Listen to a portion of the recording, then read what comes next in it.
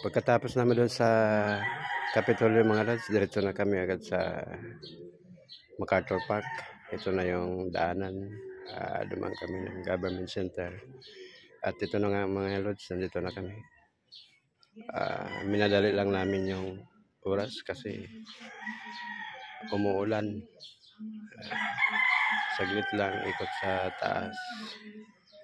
Then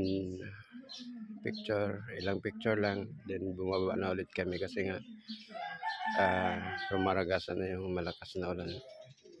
Pero at least nakapunta at nakita nila yung magandang lugar ni MacArthur dito sa Palo Leyte.